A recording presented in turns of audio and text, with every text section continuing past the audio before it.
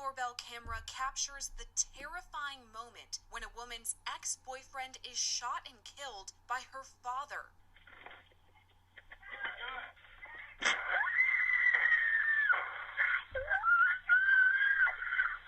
Getting further. Ma'am? Yeah? What's going on? He broke through the door and my dad shot at him.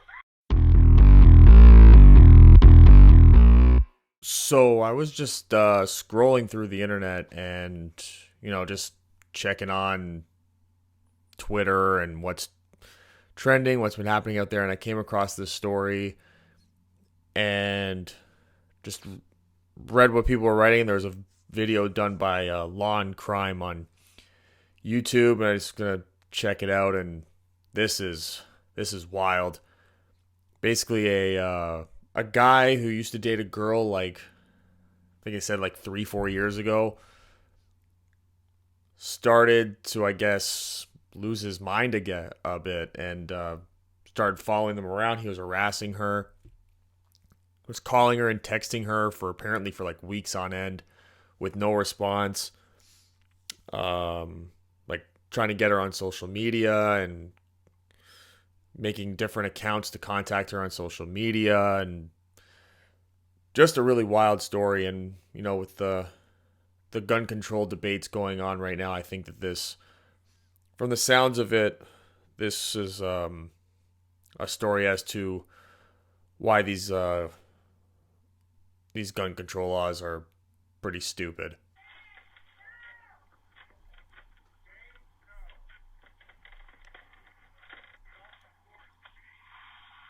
A Ring doorbell camera captures the terrifying moment when a woman's ex-boyfriend is shot and killed by her father. Boy, you can see it in that guy's face that he is not there anymore. That is a done and defeated guy who is just finished with everything. Just that blankness in his face. It happened on July 31st in Sydney, Ohio. Allison Duckrew says she and her mother returned home from breakfast when her ex-boyfriend approached the front door. When no one answers the door, the man starts to get physical. Through all this, Allison places a call to 911. There's some guy on my front porch, and he won't leave, and he's got his hands behind his back, and he won't answer me on the ring.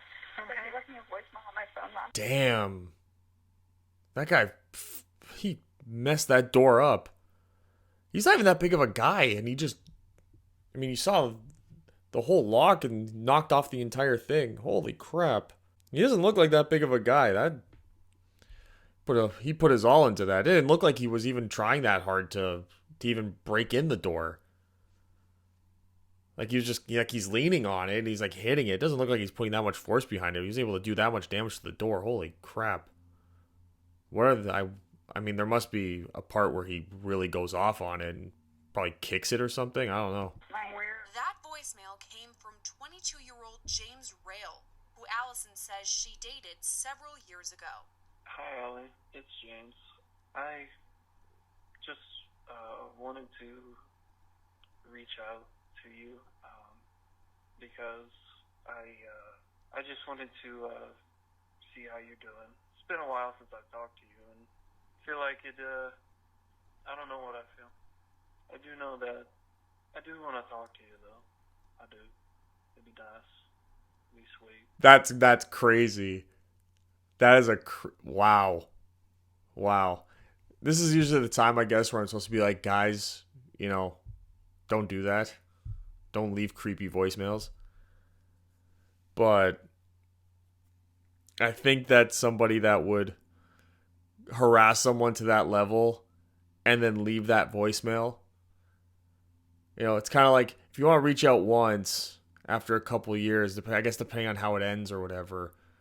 But something tells me that this relationship didn't end well if after all these years he's, one, behaving this crazy, and two, she's completely removed from it and not responding. I wonder what the first messages and stuff were looking like. That voicemail sounded a lot like the last voicemail ever.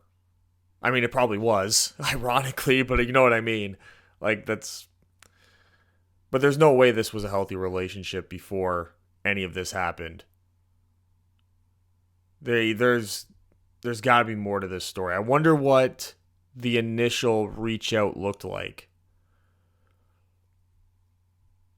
Like, I wonder how aggressive it was at the beginning that really might have scared her off. Because it's possible that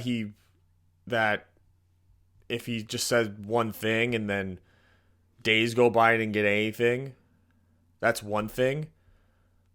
But then there's also that, like, when you get that screw gets loose, people will send messages across every platform for like a full day straight. It'll be like, oh, after like an hour, they don't get a response. Just boom, boom, boom, boom, boom. So I could see maybe like she's at work, and then had he just sent one thing out, maybe she would have been like, oh, hey. But then if she looks at her phone after when she goes on break at work, and it's like 70 messages, it's all from him. That's probably the most likely scenario that we got there, at least over social media. But also, it's just like... Then again, he knows where you live. I was going to say change your number, but he knows where you live. What are you going to do, move? I mean, he showed up at the house, so never mind that part. Never mind. Allison later tells investigators she did not return the call. And like he tried to contact me a couple times and I've ignored it. And then last night he called me at like 11:40. I didn't answer. He left me a voicemail saying, "Hey, let's talk." I didn't answer him. So he reached out. He reached out a couple times and called her at 11:40. I'm assuming that's at night, not in the afternoon. I'm assuming she meant 11:40 at night, because that's crazy. 11:40 in the afternoon is not nearly as crazy as 11:40 at night. 11:40 at night means you've been sitting up late, probably drinking, doing some drugs from the looks on his face. And yeah. After Rayl breaks through the family's door, Allison's father, Mitchell Duckrew, calls out with a warning. Seconds later, 3 shots are fired in Rayl's direction.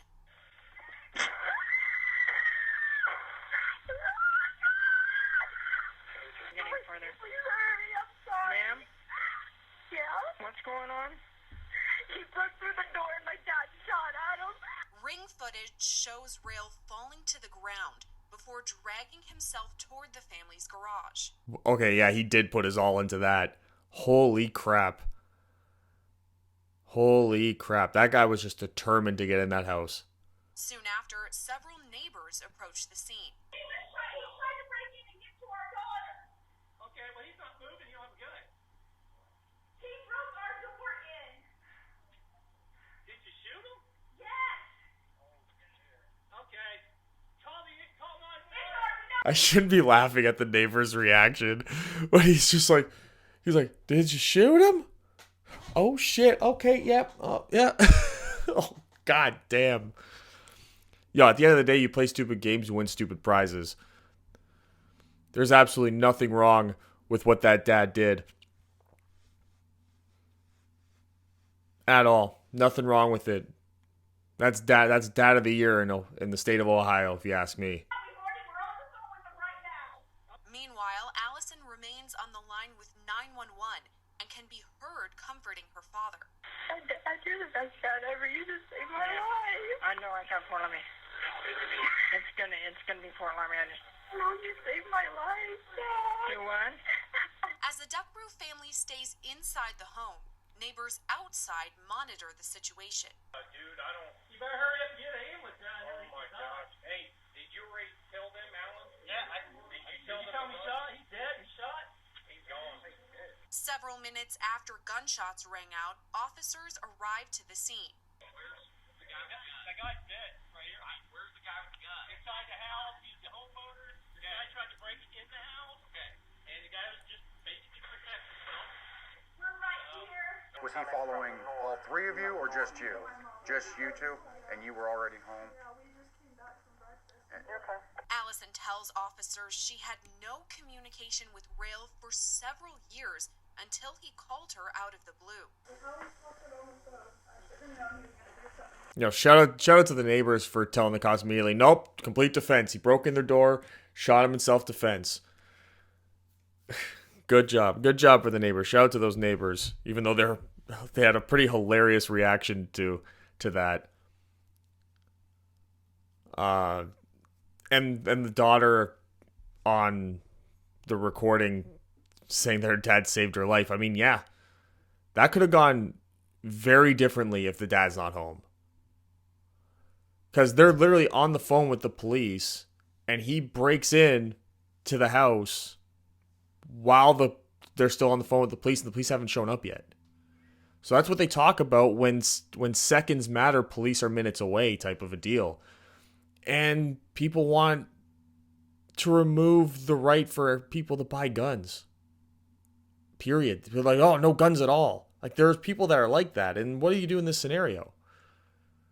What was there to do in that scenario? You don't know what he's on. Number one, what he's on. He's probably on something. You see the blank look in his face.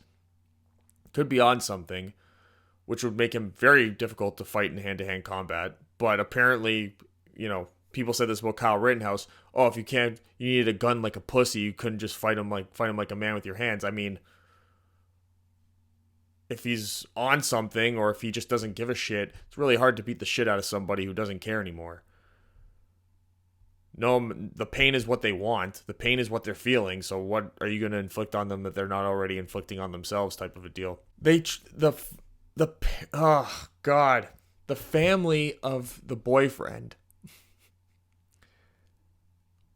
wanted the dad to get charged with murder, stating that the son only went to the house because the daughter was abused by the dad and he was trying to save the daughter. That's the story the family gave out. The fact that this even made it in front of a grand jury, and the grand jury, I guess, saw this video and just went, yeah, we're not doing this. Good for them. I understand the family's got to deal with the fact that their kid ended up this way. But how do you not have any accountability whatsoever? I understand you didn't do it, but he's dead. So now the accountability goes to you, and you have to take accountability for what he did. You have to take accountability for the state of mind that he was clearly in. And you can't be just going around doing this shit like the dad was wrong. And my son was just trying to protect her from him. He's an alcoholic and an abuser. Really? Because it certainly doesn't look like it.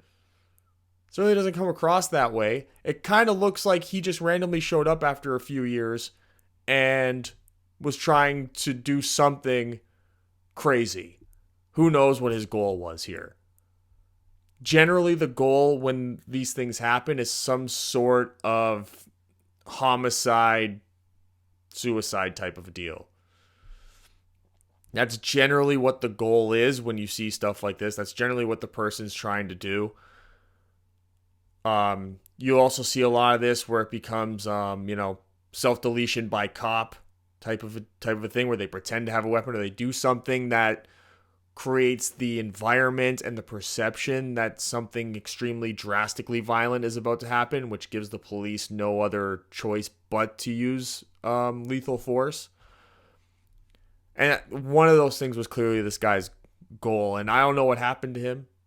Clearly something had happened to him over the last couple of years, last couple of months. Clearly, the very traumatic events had happened in this kid's life, which again makes me look at his parents and sort of wondering what they were doing. What kind of attention were they paying to this? Because for them to come out and try to make this the fault of the dad who shot him and try to paint this kid out to be some type of like vigilante hero trying to save the daughter from the alcoholic abusive dad is kind of, I don't want to blame the parents of this kid for this, because something probably happened that was outside of their purview, out of their control. But there's something to be said about probably the level of accountability they held their kid up to throughout his life based upon what their response is to this. like there's no apology to that family for the trauma now that they have to deal with of the fact that someone tried to break into their house to clearly do something to them that resulted in someone getting shot and dying on their property. That's no accountability for that. It's all about blaming the people in that house, trying to get them to be punished for it. And it just, there's a lot of that type of parenting that we see out there where it's never your kid's fault. It's always the other kid.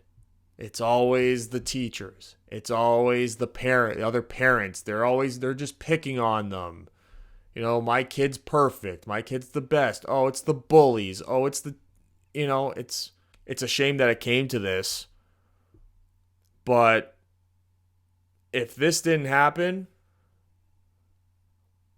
you don't know what would have happened the next day with this kid, the next week with this kid, what he would have. There's situations like this where these kids end up killing their parents or a sibling if their initial target is not something that they can actually acquire. You can Google hundreds of the homicide, suicide stories, and they're all very similar to this kind of stuff. And the real shame is you get people that are saying that the dad was wrong for this. It's amazing that there are actually people. There's not a lot of them. You know, to give credit where credit's due, there's not a lot of them, especially in the YouTube comment section on the video. It's hard to find someone that thinks that the dad was wrong in this scenario. But that's the difference between the story being man breaks into ex-girlfriend's house and is shot by the dad. That story to man breaks into ex-girlfriend's house and kills ex-girlfriend. Breaks into ex-girlfriend's house and kills her, or sexually assaults her, or both. That's the line. That's the difference.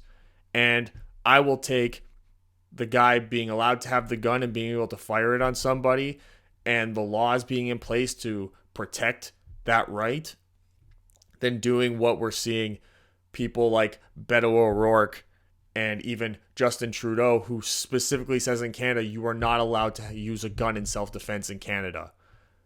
So this scenario to the Prime Minister of this country in Canada is actually illegal, and the dad would go to jail in Canada. Isn't that fucked up? Is that not fucked up?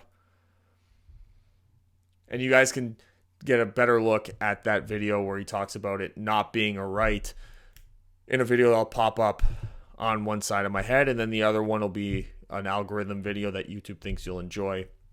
And you can subscribe to this channel at my chin and, you know, like this video, comment your thoughts on it. And, yeah. This is a bit of a bummer video. Very, very shocking footage. But shout out to those neighbors for kind of being hilarious. And shout out to the dad. Ohio's Dad of the Year. I nominate this guy. Don't know his name. Probably have it in the description, though. See you guys next time.